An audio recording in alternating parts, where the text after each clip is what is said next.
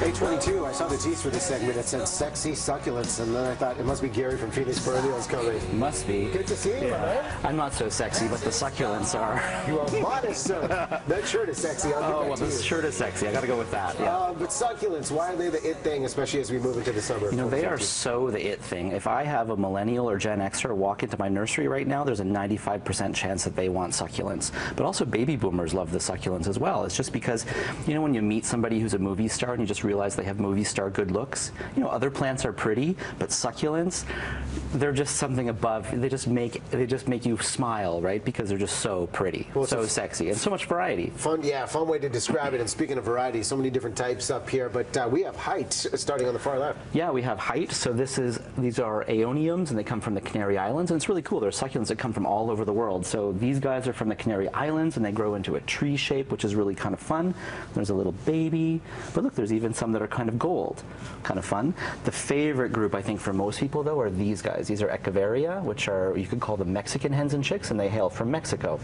These are all kinds of hybrids, mostly, some species, and you can see just the colors. It just looks like coral, really.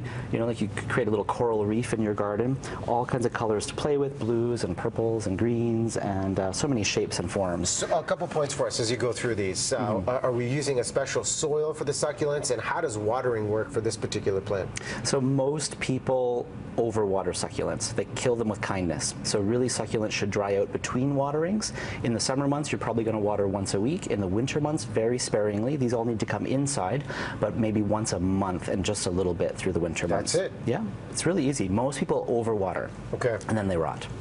So these guys are really important. This is where tequila comes from. So agaves, these are agaves, or century plants. These are not the ones that we make into tequila, but these are relatives, ornamental variegated varieties with cool foliage, and that stay a little bit smaller. So these are really fun for pots. What about temperature, the amount of sunlight these particular plants are getting? So most succulents like full sun, and they can do kind of part sun, but full sun really brings out the colors in them. And so a south-facing window, a west-facing window, and they can be out on your patio in the summer months. Patio, balcony, backyard. Put them in full sun outside from April to September. Bring them inside for the colder months. Full sun in April 2017. There's a concept. Well, yeah. What do we have here? You know, just some more fun things. A true cactus, but look at this. This is called fire sticks, which is really kind of cool. We know aloe vera, but this is a burgundy-leaved aloe, so kind of fun. And you know, you can just see all the different variety that you can have in succulents. And what about the type of container that we're planting in? What do we have to keep in mind with the succulents in terms of drainage?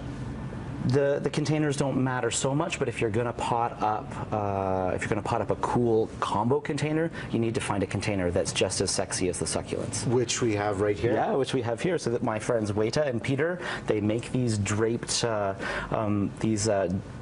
draped pots by hand, and they're pretty sexy. So all we need to do is choose some succulents and pot something up. Okay. Which ones are your favorites? All right, I like what you were saying with the fire sticks, just because of the color. Oh yeah, fire sticks. So as we throw this in, and if we're going to pot a few succulents in one, what do we have to keep in mind with the soil itself? Yeah, so we've just filled up with the soil, and right now the first thing to do is to just place them and get an idea of where you might want to put things. We want a little bit of height, maybe, because that's going to grow, and then we want to contrast. And we want to just put maybe some blues in there. Some green is really, people don't usually go for the green because it's not as sexy, perhaps, as purples or burgundies, but it really helps to show off.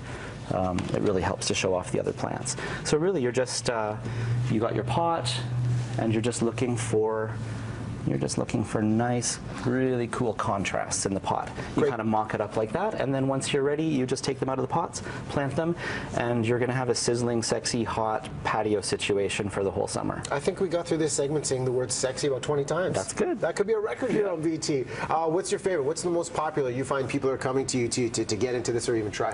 You know, the fire sticks, people just love them because they get really red in full sun, but really it's about the variety. So people are really just choosing all kinds of different ones to contrast, and you know, it's kind of a collector's thing. So people really love to collect all of their favorites and have all their little precious, little sexy succulents. Fun ideas right here. Gary from Phoenix Perennials. You're going to stay. Part 2, we'll talk privacy, gardening with privacy on your patios coming up at 8:40. We'll take a break right now, though.